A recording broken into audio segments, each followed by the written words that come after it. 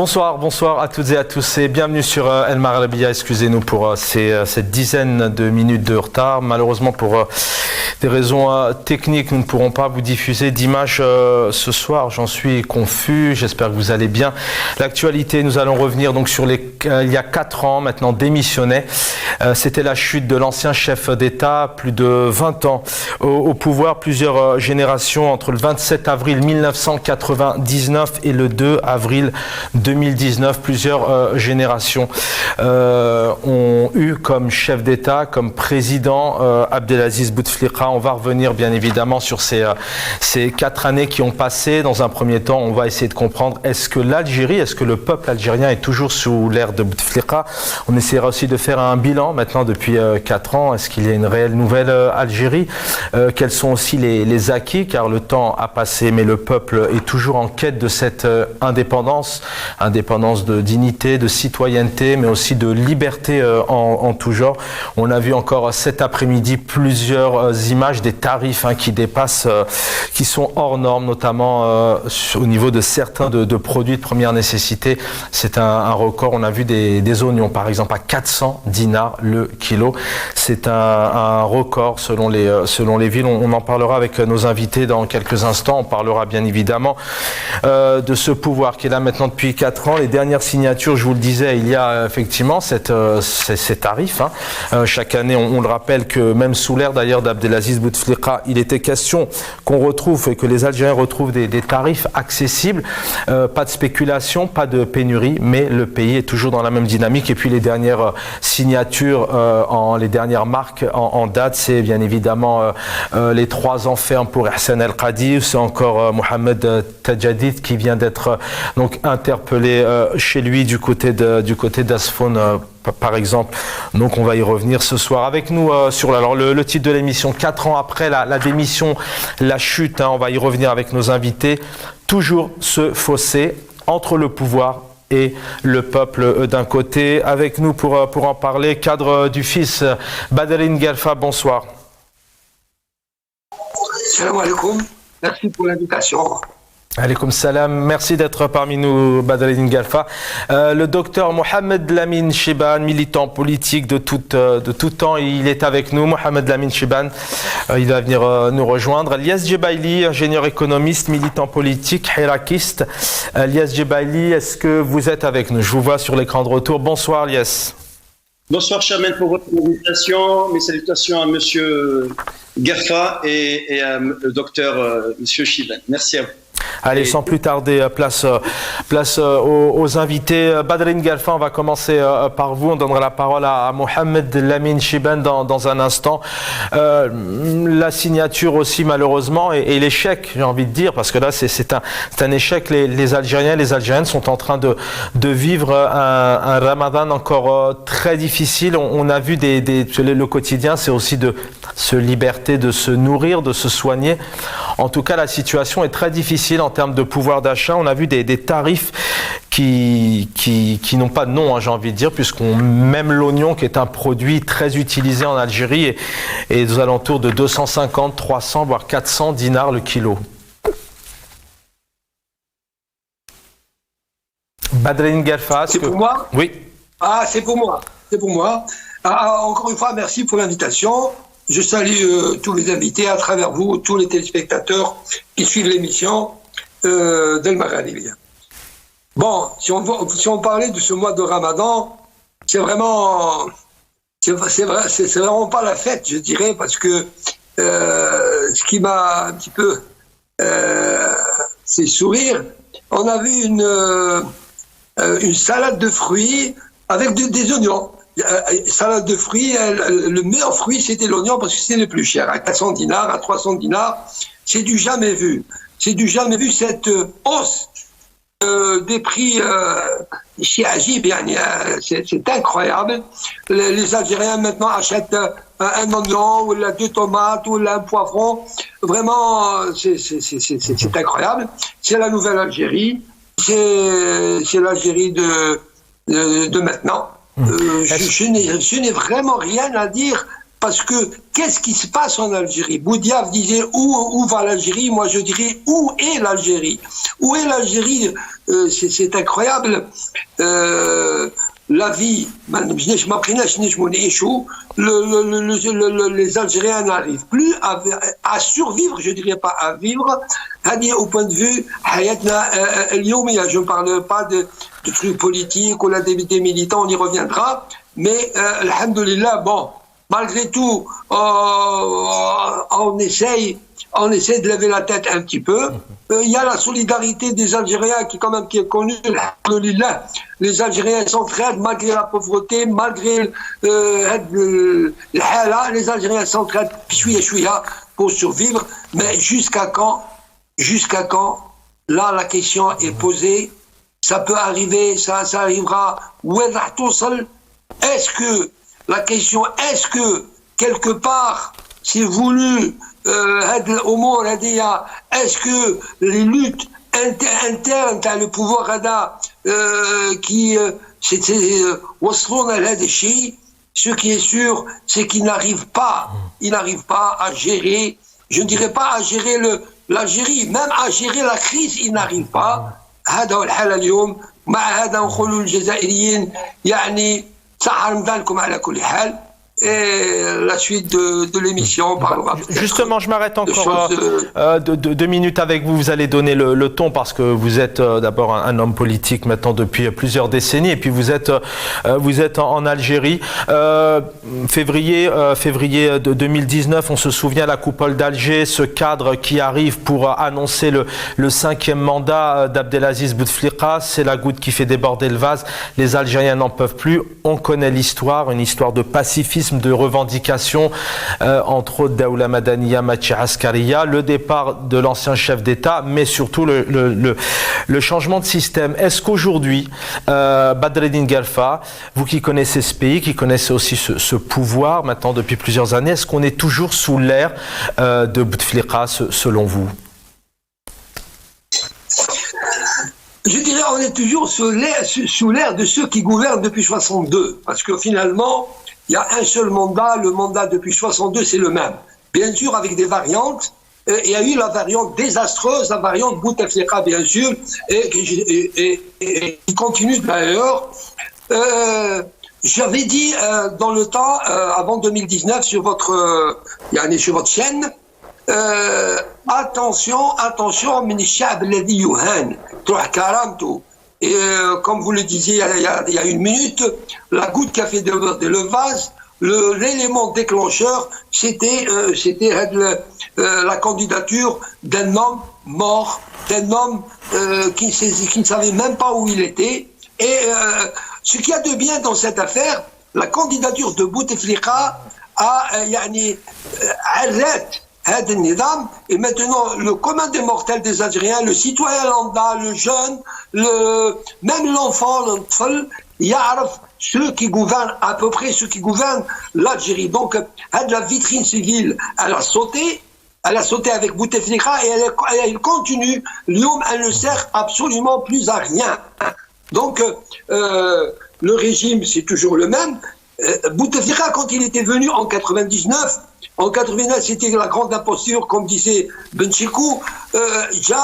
Il savait très bien qu'il avait en main un certain nombre de dossiers de crimes de guerre, de crimes contre l'humanité. Et comme c'était un grand manœuvrier, un grand rusé, il a su démanteler petit à petit l'État qui était dans l'État, le DRS, mais malheureusement c'était pas au profit de l'Algérie, c'était pas au profit du peuple algérien, mais c'était au profit d'une nouvelle nomenclature, d'une nouvelle mafia Talmel, qui a vraiment pompé tout ce qui existe dans le Jazair. Ils ont pris tout l'argent algérien, souvenez-vous des chiffres faramineux,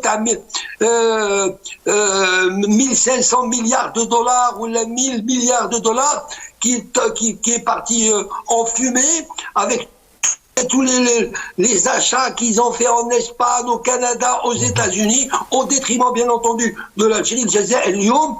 Ça continue, il n'y a absolument plus rien. Lyon, le Jazair et l'équipe nous vivons ici, nous vivons en Algérie. nous vivons l'amertume, nous vivons la misère, nous vivons c'est البؤس الحقيقي يعني في كل شيء البؤس الحقيقي. اليوم le régime de Bouteflika continue. D'ailleurs, même les hommes, c'est les mêmes hommes. Le président actuel était Premier ministre, était ministre. جيبوا لنا ناس من هذا le régime, كل ساعة يجيبوا لنا واحد. Le chapeau تاع le régime. Et l'Algérie elle قاعدة تكولي, الجزائر قاعدة تكولي, les Algériens fuient l'Algérie. الشباب هاربين من البلاد هذيا. الشباب اليوم c'est incroyable. اليوم la plupart des jeunes c'est des petits واحد à la drogue مساكن, ils survivent avec la drogue, avec le cachillette, dans toute on va en parler, on va en parler dans quelques instants. Tout ce qu'il y a eu sur le fameux film de Bab Louane. Alors c'est partout c'est pareil في الجزائر اليوم. C'est يعني رانا à plat في الجزائر. On va y revenir dans le détail, hein, Badreddine Guelfa, puisqu'on va aussi parler un peu de ce bilan, puisqu'on vient de parler un peu de ces dernières signatures en date. Et d'ailleurs, la presse est en train aussi de se réveiller à nouveau suite à cette arrestation et cette inculpation de Hassan El Qadi. C'est aussi des signatures, il y a aussi les haragas, il y a cette répression, hein, ces pénuries, il y a eu ces feux, cette Covid, hein, qui ont été très très mal gérés, encore mal préparés.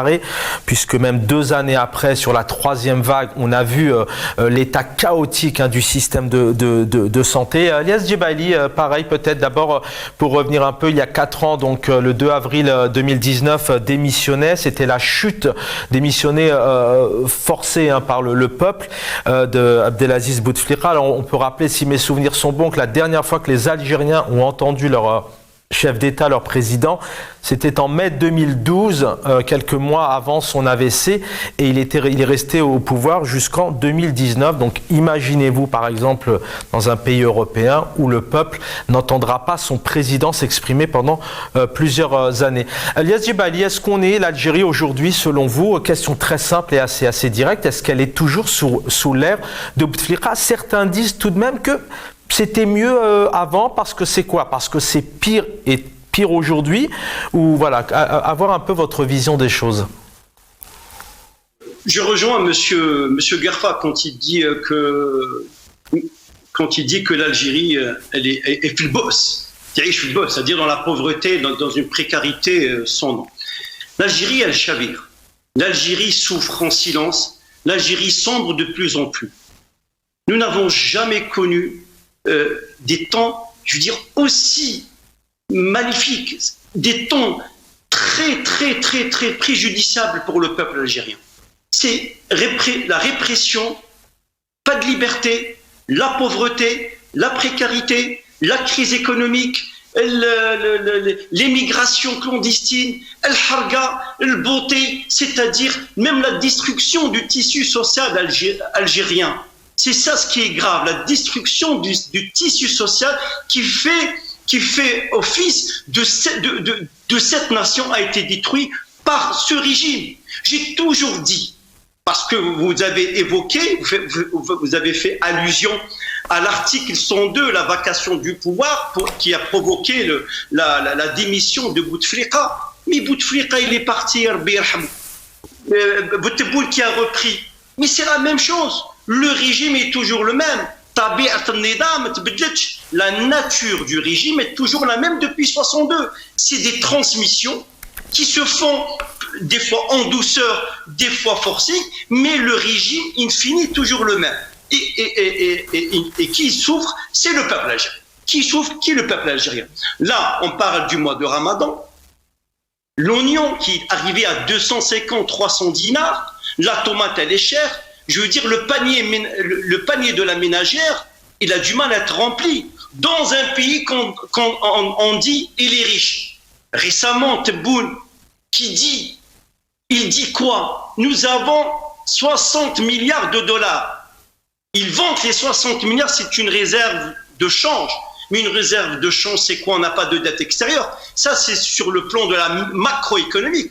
Mais sur le plan intérieur, l'Algérie traverse une crise financière, économique incommensurable. 60% de dette publique, 10% de PIB. je veux dire, en moins. Je veux dire, l'inflation, elle était de 3,4, elle est à 6%. Comment voulez-vous la tabaqa da'ifa, c'est-à-dire c'est-à-dire la frange de la population basse, comment elle arrive à survivre dans des temps difficiles? Mais c'est un peuple gentil. Wallah, pour moi, le peuple algérien n'est pas plus gentil que le peuple algérien. Mais la patience a des limites. Pourquoi pourquoi réprimer son propre peuple, je veux dire, le priver de sa liberté? Mais il cherche quoi, le peuple algérien? C'est se libérer, c'est vraiment vivre en dignité en soi, dans son propre pays. Tebboune, il nous a annoncé 620 000 de chômeurs potentiels. Est-ce que quelqu'un qui est logiquement charpenté de façon logique, intellectuellement parlant, est-ce que vous allez croire dans 44 millions d'habitants, il y a 620 000 de chômeurs? L'ONS, l'Organisme national de statistiques, il le contredit. Il lui dit il y a 1,5 million d'inactifs sur l'ensemble. Mais je dirais, c'est beaucoup plus. Il est en train d'annoncer la mesure phare, l'allocation chômage. Pour lui, c'est une grande œuvre, l'allocation chômage. Mais l'allocation chômage, c'est la poudre aux yeux. Moi, je suis pour l'allocation chômage.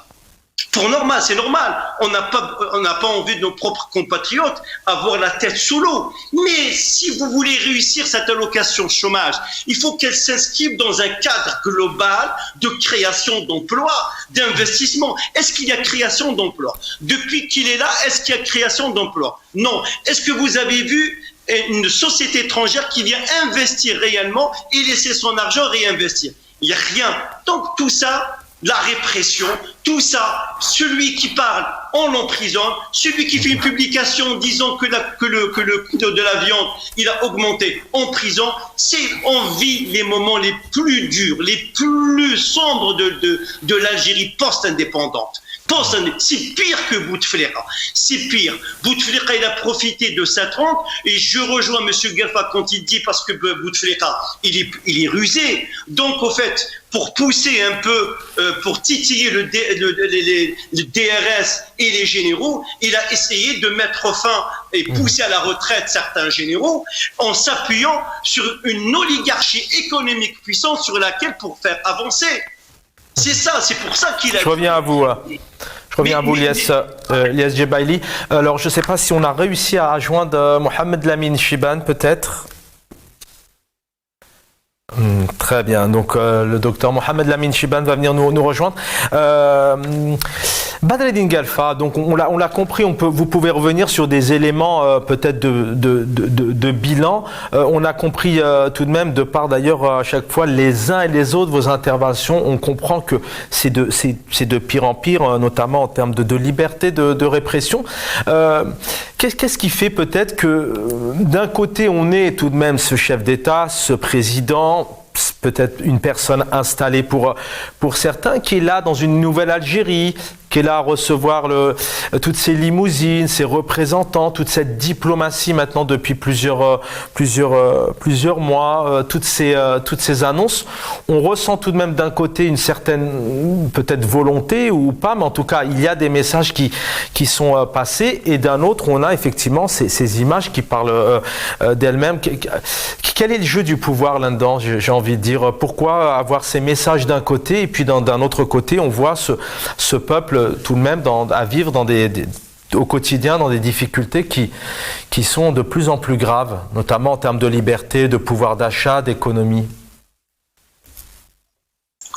Quand l'illégitimité se marie avec la dictature, c'est ça les résultats. C'est ça les résultats. Nous vivons en Algérie un grand problème de légitimité. Ce pouvoir-là qui est foncièrement illégitime, il s'appuie bien entendu sur l'étranger. Et l'étranger, quand je dis l'étranger, les puissances occidentales ou autres, bien entendu, ils ont des intérêts en Algérie, soit des intérêts économiques ou des intérêts stratégiques ou géopolitiques. Ils viennent, les limousines, on les voit, mais est-ce que le pouvoir algérien a cette légitimité est-ce qu'il sent qu'il a un peuple derrière lui, pour pouvoir négocier avec les autres? La réponse, bien entendu, est non. Et ce dont en profite bien entendu cette puissance occidentale. Et ce qui explique aussi ces puissances qui se taisent, qui ne disent absolument rien, ou certains communiqués diplomatiques, ils se taisent sur tout ce qu'il y a en Algérie sur les droits humains qui sont absolument bafoués, sur la répression. On en a même dans les années 90, quand le sang coulait à flot, quand même, il y avait une certaine presse, les gens rêvaient un petit peu pour que ça cesse, qu'il y ait autre chose. Lyon, il n'y a absolument rien du tout. Je peux parler de n'importe quoi. Si je parlais maintenant de l'urbanisme, quand on voit ces dizaines de milliers de logements, de bâtiments, qui sont construits même dans les douars, votre invité Lies Jabbar parlait du tissu social. Et vraiment, quand tu vois les habitants de la Casbah, ou de Belouizdad, ou de Sidi Salma à Annaba, ou je ne sais pas, de l'Ouali, quand on casse sur le tissu social, nous dans des cités qui Annaba, fi Hajar 10, ou la nouvelle ville, fi Khassantina, ou Alger, fi Sidi Abdallah, et les gens, cassent le tissu social. Je pense que il y a une conjugaison à l'incompétence et puis cette volonté de casser ce tissu pour pouvoir mieux manœuvrer, pour pouvoir mieux manipuler le peuple algérien, pour pouvoir mieux l'apprivoiser. Merci, je reviens à vous. Je reviens à vous. Dans un instant, c'est des mots effectivement qui reviennent l'apprivoiser, l'intimider, le manipuler. Puis il y a aussi ce message, parfois cet entretien de certains messages de peur. On va en parler puisque ça fait partie aussi un peu de ce bilan, en tout cas pour certains. Mohamed Lamine Chibane est avec nous. Bonsoir docteur.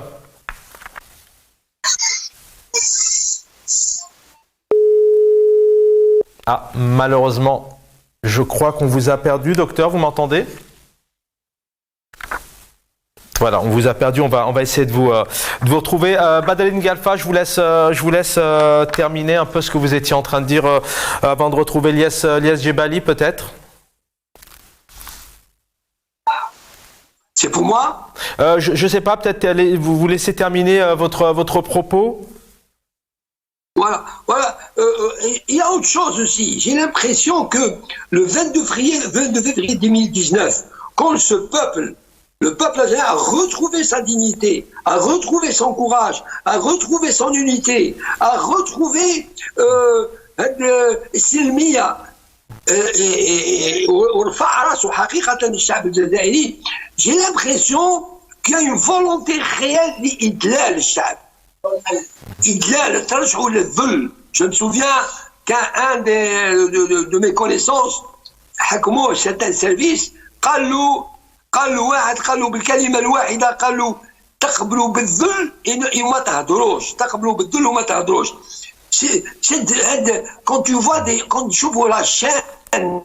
la chaîne Al-Hamza à 1200 dinars ou la 1500 dinars. Merci. Avec la police. C'est vrai que...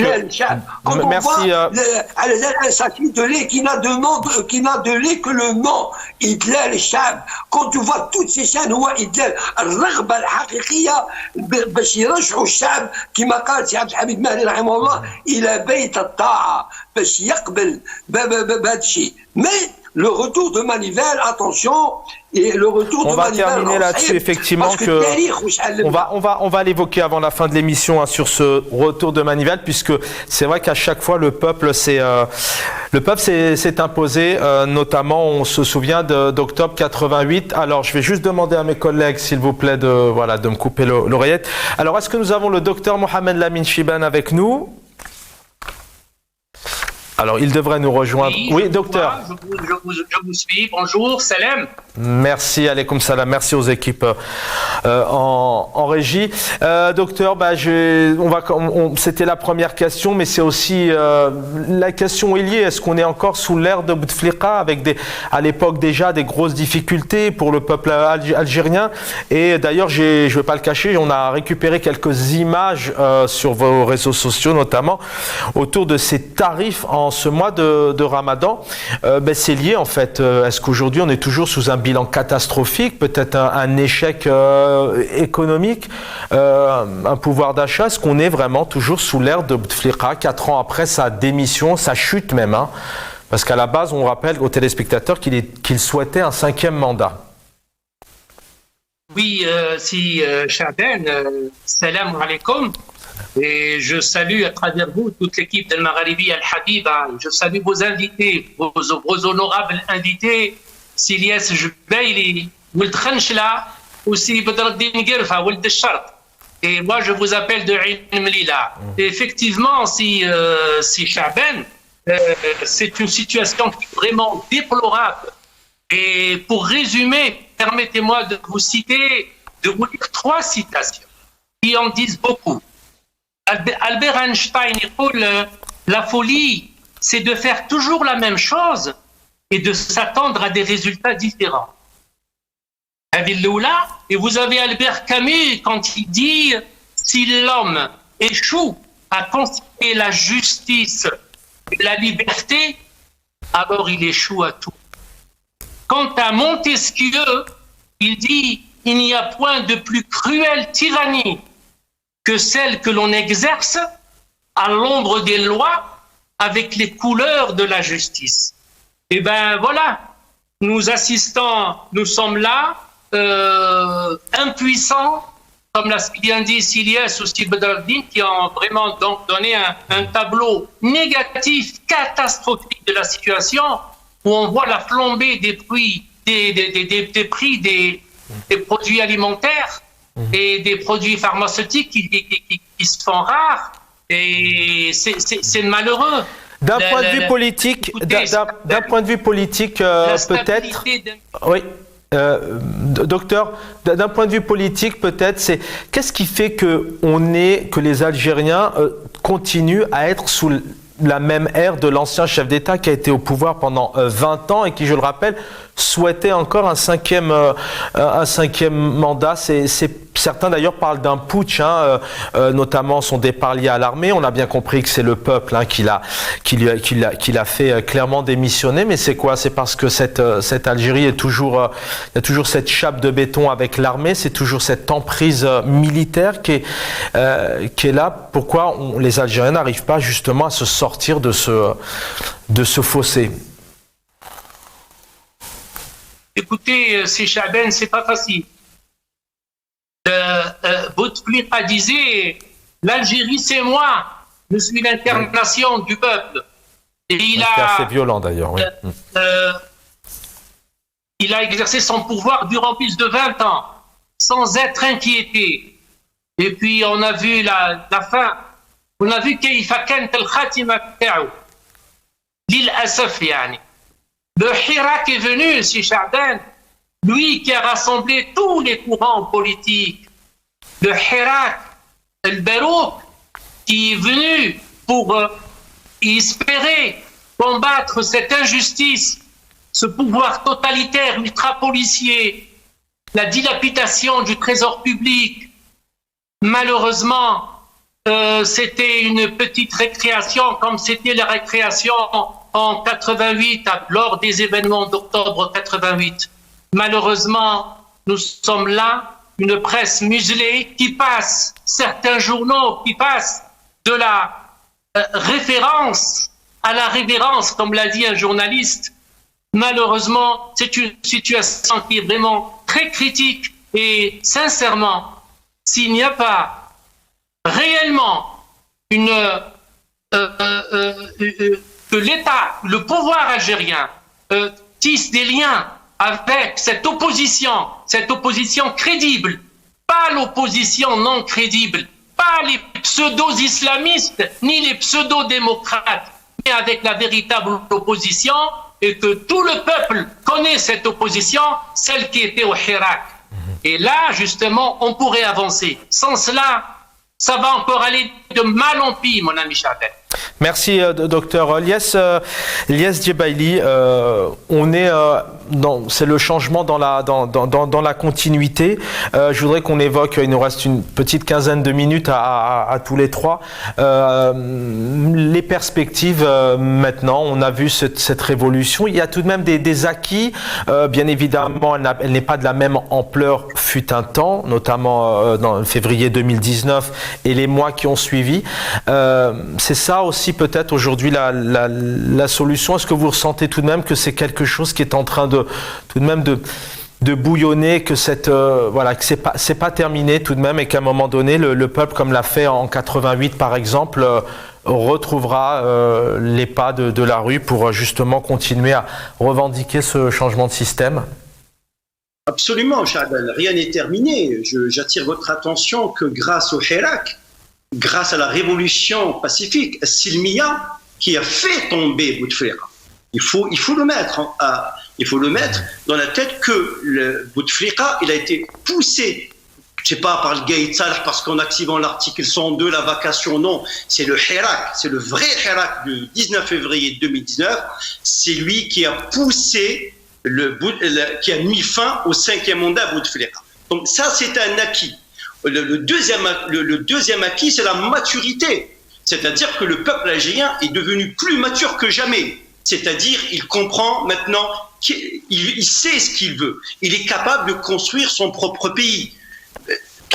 Troisièmement, le Hirak, il n'est pas mort. Le Hirak est une façon de penser. Toutes les révolutions du monde ont été construites sur le long terme, jamais sur le court et le moyen terme. C'est sur le long terme. Toutes les révolutions depuis la nuit des temps, depuis l'Antiquité, toutes les révolutions ont été construites dans le temps. C'est avec le temps qu'on gagnera, c'est ça.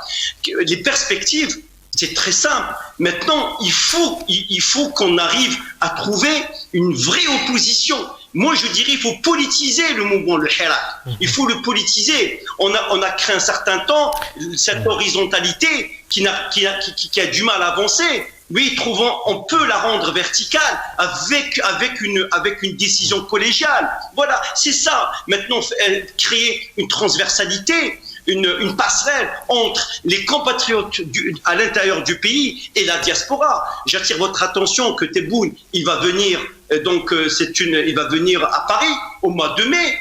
Sachez qu'il va venir en position de faiblesse, pour vous dire. Il va pas venir en position de force. Peut-être. Pourquoi Parce que Macron, il a fait preuve d'une indulgence à l'égard de Tebboune, mais il y a les dossiers chauds qui attendent,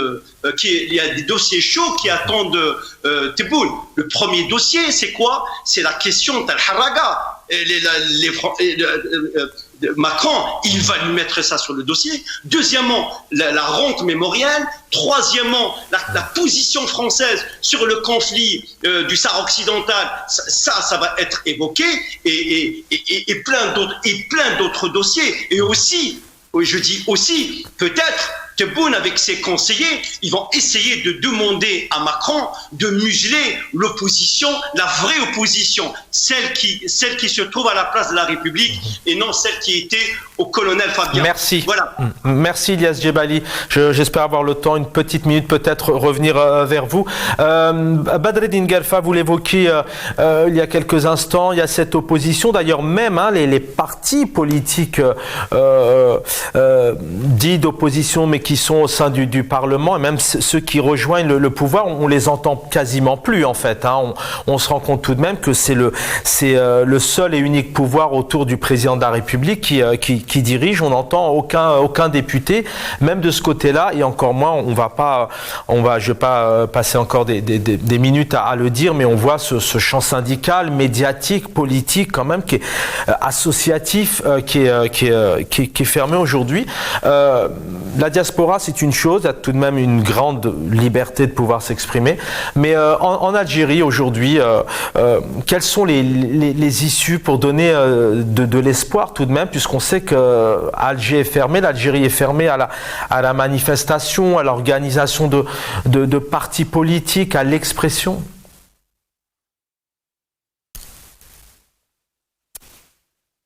Badreddine Galfa, c'est pour vous. Oui, merci. Je suis tout à fait d'accord avec l'analyse de votre invité Elias Jebaili. Je voudrais quand même revenir l'histoire. C'est après la bataille d'Alger, où en France, le colonialisme a pratiquement décimé toute l'organisation de la FLN à Alger. C'est Zama, après cette pseudo-victoire du colonialisme, c'est après où il y a eu la victoire du peuple algérien et les négociations et l'indépendance. Donc, ce qui se passe maintenant en Algérie, de visu, cette maturité تاع الشعب الجزائري quand نمشيو في حانوت نمشيو في التاريخ toutes les choses qui vont mal avec n'importe quel Algérien يقول لك الجزائر الجديدة شات حاجة مثلا pour 500 dinars كانت البالي 10 dinars يقول لك الجزائر الجديدة l'Algérien a toujours cet humour pour sa révolution elle est faite d'humour donc le retour de manivelle il faut faire très attention maintenant les perspectives, oui, de l'organisation. Je ne parlerai pas de l'organisation du Hirak, mais le pouvoir algérien a bien étudié le Hirak, la composante du Hirak en Algérie. C'est pas pour rien qu'il y a eu le Niran à la Kabylie,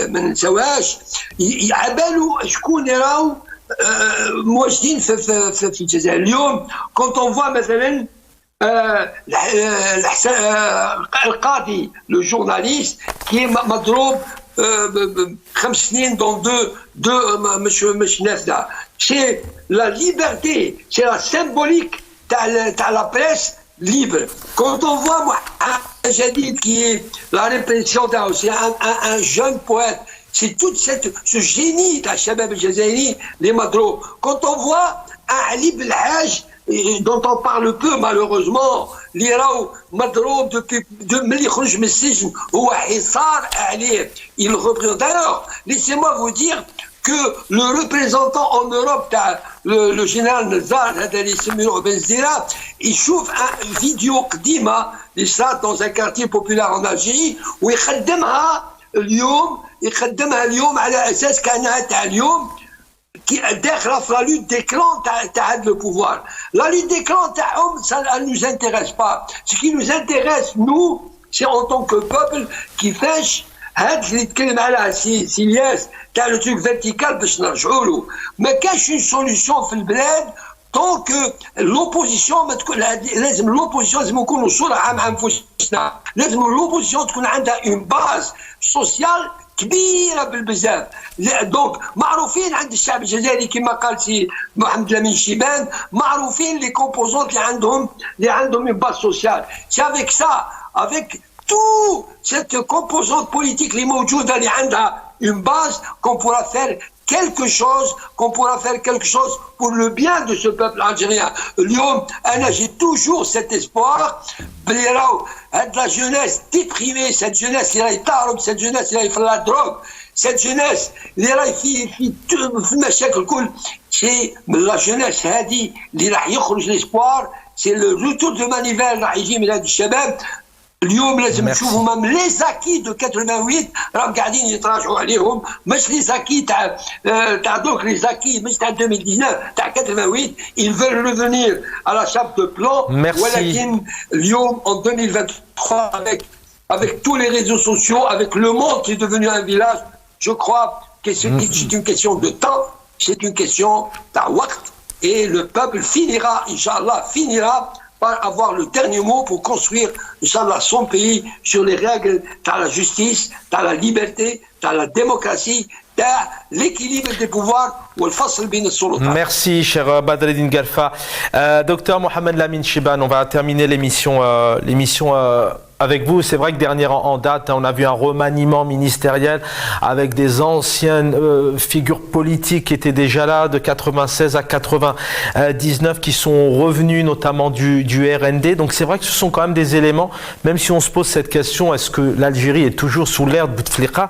On a tout de même des réponses qui nous sont servies sur un plateau d'argent. Mohamed Lamine Chibane, vous êtes médecin, vous êtes citoyen algérien, vous êtes engagé en politique. Quelle est cette lueur d'espoir demain dans ce pays où tout de même il est très compliqué, voire quasi impossible de militer, de faire de la politique, de s'exprimer, que ces partis d'opposition puissent s'unir aussi dans une salle? Comment vous voyez les choses pour justement peut-être que les mois de Ramadan qui vont venir seront plus cléments et plus accessibles et apaisés pour les Algériens et les Algériennes? Oui, moi je voudrais bien être comme si Badreddine Guelfa, que je salue encore une fois avec une note d'espoir, et puis me fait rappeler la citation de Hussein Ait Ahmed: un jour la parole reviendra au peuple. Mais dans l'immédiat, je vois que c'est vraiment très sombre pour les droits humains. Et je voudrais rappeler ce que me disait si Badreddine, Ali Belhaj, qui est quand même un chef d'un parti qui était victorieux en 92 et qui avait la majorité de la population. Et jusqu'à présent, depuis 8 ans, يعذبوا فيه ممنوع للصلاة الجمعة والآن ممنوع التراويح. Nous sommes en train d'appliquer le circulaire Ait Ahmed Yahya, lui qui est en prison pour vol et dilapidation du trésor public. Eh bien, on applique toujours sa circulaire, puisqu'on interdit à cette personnalité politique, il représente quand même une frange de la société algérienne, subhanallah. Et on l'interdit d'aller faire sa prière. Mais je voudrais ajouter une chose à ce que disait Silyas Jubaili. Effectivement, la visite qui est attendue, moi je ne vois pas beaucoup de choses qui vont venir. Écoutez, c'est Chaben, quand l'argent parle, la vérité se tait. Et là, qu'est-ce que nous allons attendre de cette quelques accords peut-être, mais sur les droits humains, je ne pense pas qu'on va avancer lors de la visite surtout quand on voit le rapport annuel d'Amnesty International.